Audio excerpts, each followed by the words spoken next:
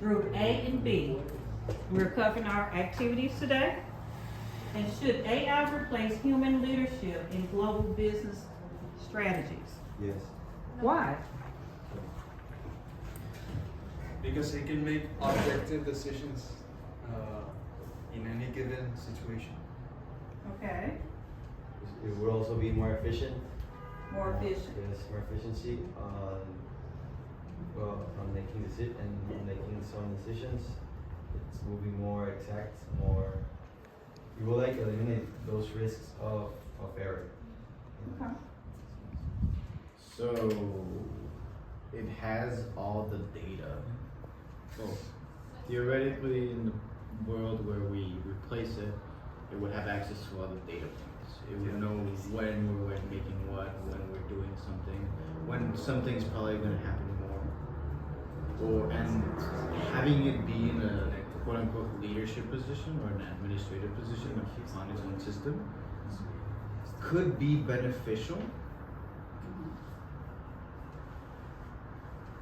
There are some difficulties with fully removing the human factor, but I do think it would be beneficial just to have that, because in contrast to human beings, it constantly goes out. It's constantly working. If something goes wrong, it's there already because it is a system, you know. Like, Yes.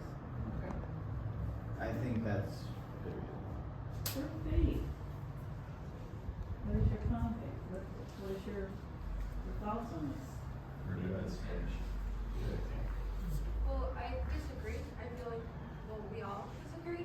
I think that you guys mentioned AI knows everything. The thing is, it doesn't. A lot of things are human factor, human error, human emotions that it's not going to take into account when spitting out a solution. I'm a computer science major. I know the importance of technology, especially in the workplace, and it is a great tool to have. I think we can definitely implement technology and artificial intelligence into the workplace and as a tool, but it cannot replace humans in leadership positions. I think a lot of the work that we do and a lot of the factors we take into consideration can't be done by machines, at least not at this point. And I think it always has to be supervised and used as a tool, not as a replacement of humans. Well, to counter that, I'm not saying it should be fully run by AI. I am saying, however, it should be somewhat elevated to that position. If we give it that sort of administrative access, probably not like changing its own programming, obviously. I'm just saying, like, if we give it that level of authority or some level of leadership with its thinking. Granted, I'm not a computer science major, so I don't know enough to have an educated decision about this, but I'm assuming that we have at that point enough resources to be able to communicate specific data points so that the machine is able to at least make certain judgment calls when it comes to increasing or giving out orders, when it comes to making certain production quotas and such. I'm just, you're right, it should not be on its own, but just to present a different idea, how about both of them working together? The question itself is, should it replace humans in leadership positions? And I think the proposal we have is no. Like, you guys are on the yes side, we're on the no side, and our answer is no.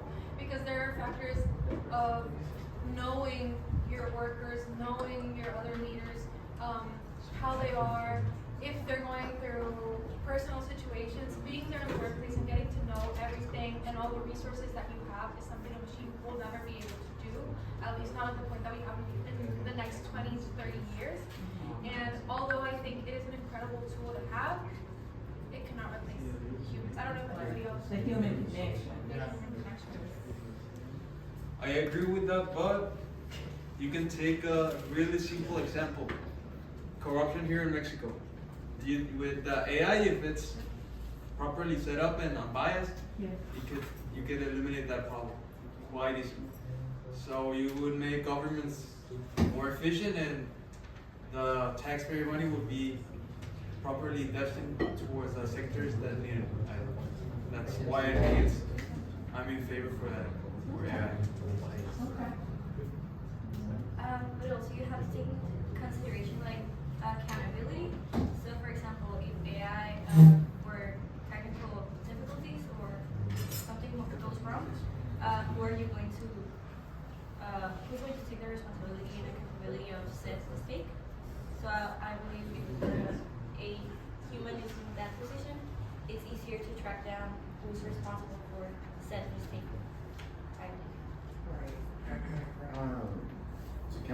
specific point, I mean, if it's an AI, it probably knows who's using what machine, you know, like, if there's obviously some people in the production line who might need somebody like checks, obviously, but if it's an AI, it probably has that data, like who's working on what shift, what they're doing, and like, it controls that, you know, like it probably assigned them, assuming if it is in that position.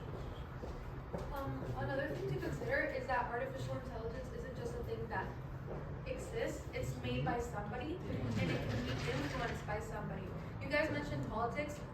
There's nothing stopping for the creators of AI to maybe be against abortion or against a certain or towards a certain political party, and they can skew their resource to go more towards or control media, etc.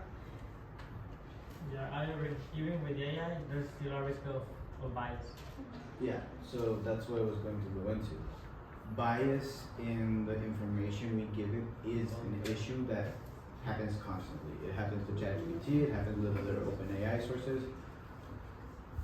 I don't know the language to probably communicate it, but I know it happens enough so that it is a concern. This is why we would try and limit its access to outside information and focus us on what it's actually there for. You know, it learns based upon the information it needs, which is that of the factory or whatever it is running in its leadership position.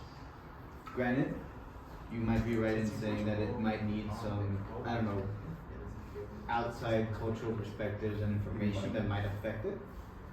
But I'm saying we would try and avoid it changing any behavioral things in the AI.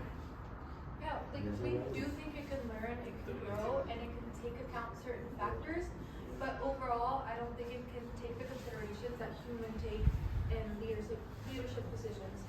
Having that connection, as our teacher mentioned, or having somebody to talk to as your boss, as your leader, as your CEO, I don't think that can be replaced by an algorithm or a machine or a computer. Yeah, of course, it should be used like a tool.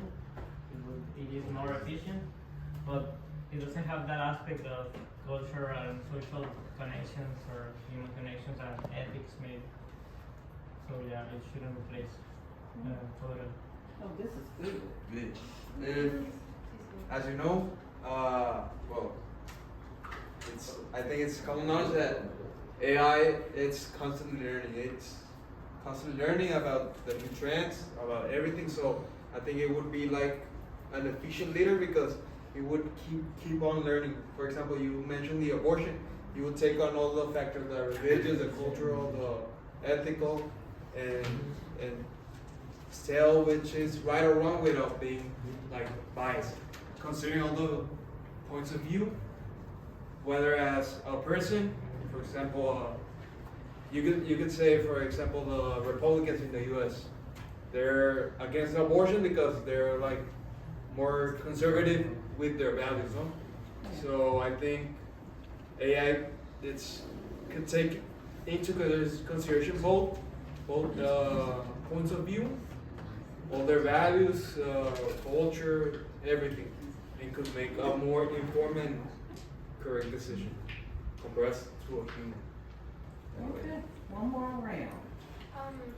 In that sense, what you mentioned is also what I mentioned previously. There's nothing stopping like the creators and the programmers of a certain artificial intelligence to skew it more towards one side or the other of their personal beliefs or what they favor, and feed the public or feed the workers, etc., the information that they want to. Like that is something very easily manipulated. I can tell because we work on that. If we want to change something or if we want to show something on a screen, we can do that. Right. So that's something that can be very easily controlled, and I think it's unrealistic to say that that will happen or that we will code it a certain way.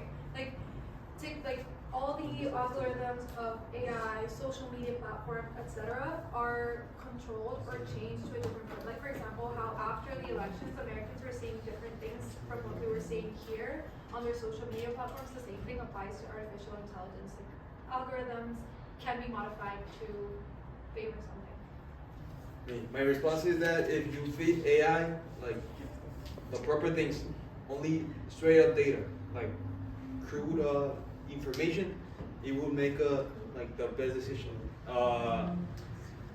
I think that if the like the foundations of that like idea is laid on properly, the AI would not be biased. Like for example, you would insert all the factual data, and it would make the straight up decision, not being biased or skewed, or it would take the objective decision. But that's unrealistic. It's not in what you feed it, but it's in how it's programmed. And like anybody can change that. I mean, yeah, but I want to add something to his point. Like, I agree that we should add like the crude data to it. But here's the thing, though. You already said it yourself. It can grow, and the algorithm can be changed. That's part of the point, I think, with using AI. It isn't a person, but it is something that can learn and still make certain decisions. You know, especially when it comes to production goals, possible forecasting. It can just make those split-second calculations and just take in all the data at once. Granted, it is missing that human connection, something that it probably will not be able to make up for. But I think with logical reasoning, certain advancements when it comes to their decision-making protocols, while the process is ongoing, obviously, because, you know, it lacks a certain human touch, and it will definitely need adjustments to make up for that. But, I mean, it could learn. It could. It's because I'm not sure you guys are understanding how the technology itself works. It's not that it does keep on learning, that's how machine learning works, but it is in the code that it's originally made from. So it can, like, as a creator of this technology, I can modify it without the public knowing, without the company knowing, without whoever we're feeding this intelligence towards, knowing that maybe it's going to favor a certain belief or another. And it's going to keep on learning, but it's not necessarily going to start being Democrat because people are looking up pro-abortion things. That's not how the tech works. I mean, yeah, I know, but we're not.